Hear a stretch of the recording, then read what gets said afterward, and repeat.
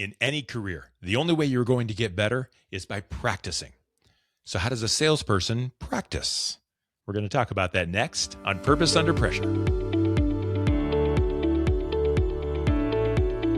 Well, welcome back. My name is Bryan, and this is Purpose Under Pressure. It's a podcast about developing sales and leadership success on purpose and under pressure. It's brought to you by the Professional Sales and Leadership Training Team at Sandler by the Ruby Group. You'll find them in Akron and in Columbus, Ohio. They're in Jacksonville, Florida. They're in Capital Region, New York.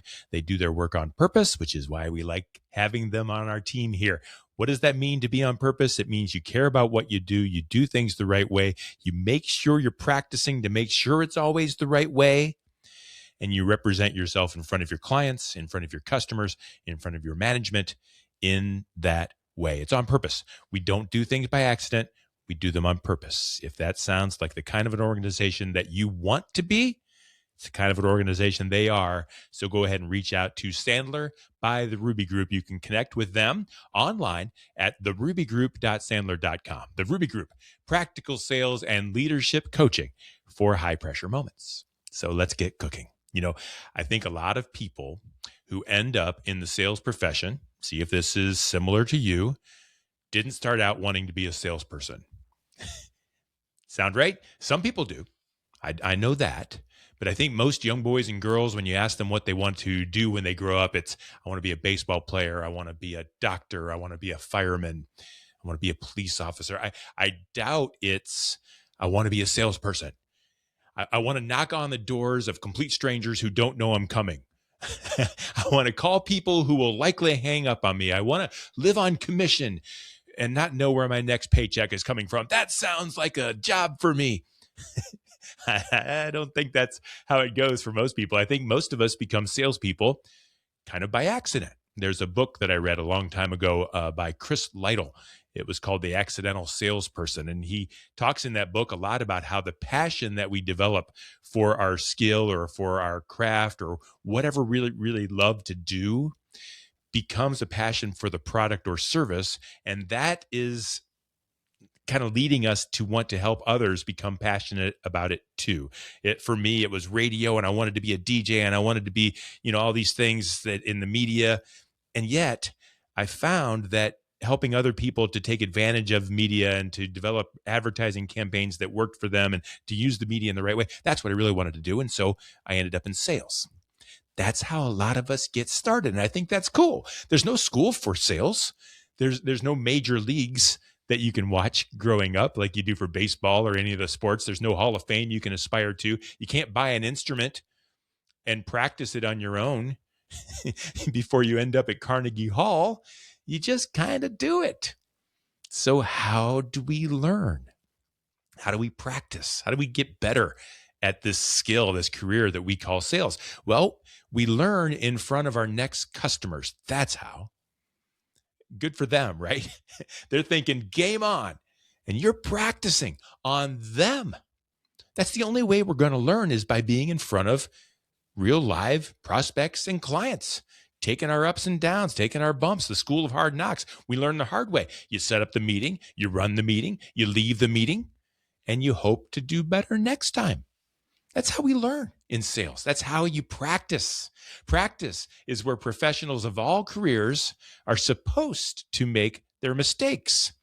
You're doing it too. You're practicing live on the client's time. You're making your mistakes in front of your clients when there's money on the line. There's no other way around it. Sales training can help, yes.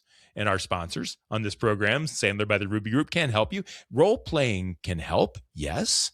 But you're going to learn when it's live and when your income and your organization's success depends on your performance. Just the way it's going to be. Live with it and practice it. And let me give you one bit of advice. If you're going to do it, and you are, watch the tape. What do I mean? I mean, as soon as you're done with your sales call, run it back. Run it back. What did I do right? What did I do wrong? What did I forget to do? What do I wish I would have done better? Run it back. Watch the tape after every sales call. Professionals watch the tape. Athletes watch tapes of their latest games. Actors watch the footage. Doctors go over the notes to see what they learned and maybe what they would like to do better the next time. They take the time to know what went right and what went wrong, and they take steps to make the difference. You have to know what you're going for so that you can get better at those things. And if you have a list of objectives for your sales meetings, which you should, run them back. If you're supposed to ask for the budget, did you? If you're supposed to ask for the decision-making process, did you? Did you get a clear future established before you left the meeting? The things you know you struggle with, like those, or maybe other things like establishing equal business stature, going for no, asking for a referral. Did you do those things this time? Or did you wimp out? Those are hard. It's okay. That's what practice is for. Did you do them or did you wimp out?